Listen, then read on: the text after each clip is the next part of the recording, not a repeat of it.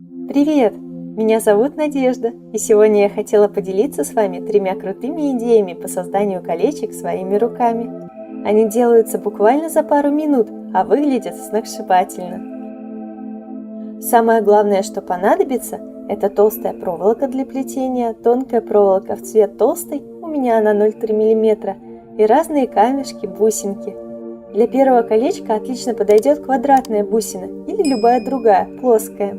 Свою я взяла из малахитового ожерелья. Выбираю бусину с подходящим узором, и можно приступать к первой идее создания кольца. Беру ленту или можно взять нитку и, не сдавливая, обматываю свой палец. Так можно узнать диаметр кольца, по ней я буду ориентироваться в размерах. Беру толстую проволоку и отмеряю 8 таких кусочков. Отрезаю ее. Продеваю бусину. Теперь делаю основу кольца, загибая проволоку по обеим сторонам.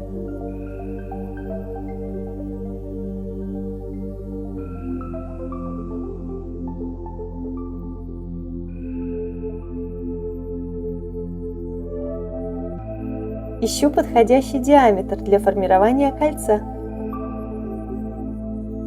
Для меня идеально подошел футляр от туши. Загибаю проволочные ушки и придаю им округлую форму.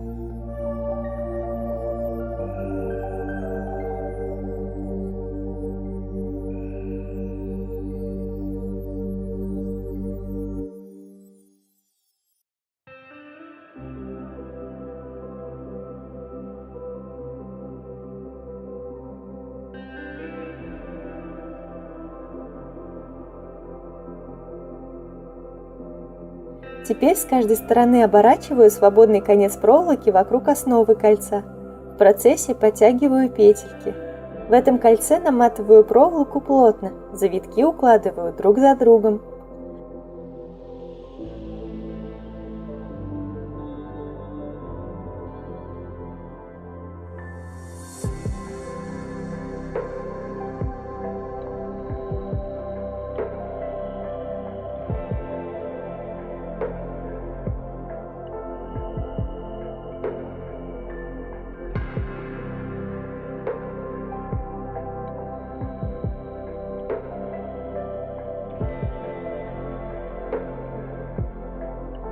Жмякаю проволоку плоскогубцами, чтобы сделать форму проволоки более интересной.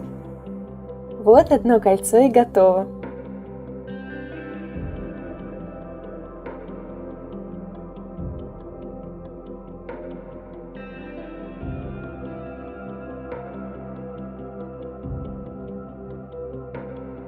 Для следующего колечка беру 2 граненые бусины и 1 каменную матовую. Отмеряю проволоку чуть меньше, чем в первый раз.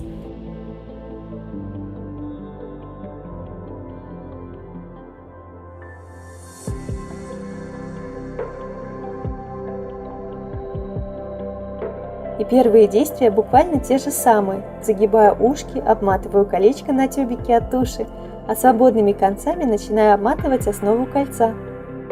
Только теперь я делаю свободные петли и сильно их не затягиваю.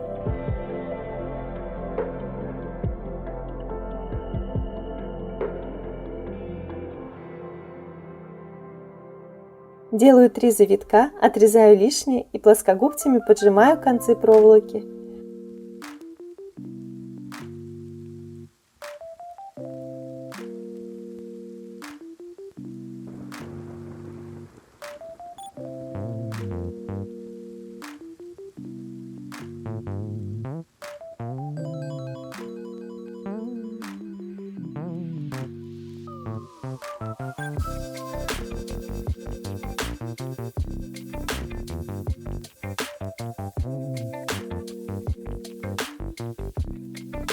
Получилось очень нежное кольцо.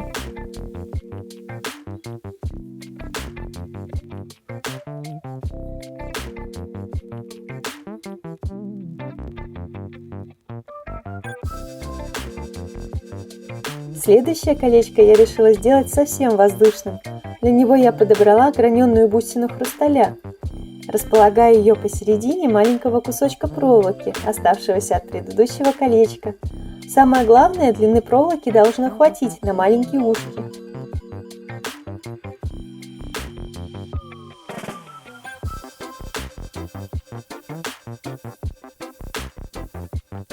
Теперь беру тонкую проволоку и начинаю обматывать ей основу кольца,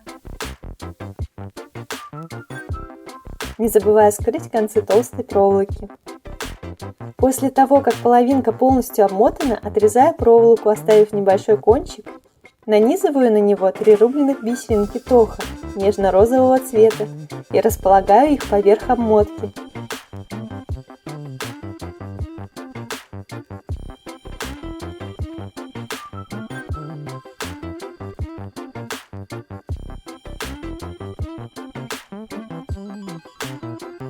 Скрываю конец и поджимаю его плоскогубцами.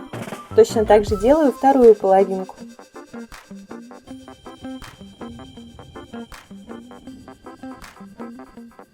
Теперь все колечко жмякаю плоскогубцами. Главное делать это очень бережно, чтобы не повредить проволоку и бисер. Мне нравится свободный стиль, поэтому обмотка у меня такая неоднородная. Мне кажется, такая нарочитая небрежность придает легкость и воздушность изделиям. Но все в ваших руках. Вы можете сделать четкую, ровную обмотку и получите совершенно другое, лаконичное, но такое же невероятно красивое изделие. Последние 2 колечка мне особенно понравились. Их можно носить и в обычной жизни, и взять на фотосессию. Мне кажется, в них есть что-то эльфийское и волшебное. А какие кольца понравились вам? Обязательно поделитесь этим в комментариях, мне очень интересно. Надеюсь, это видео было для вас интересным и полезным. Подписывайтесь на мой канал и звоните в колокольчик, чтобы не пропустить новые видео.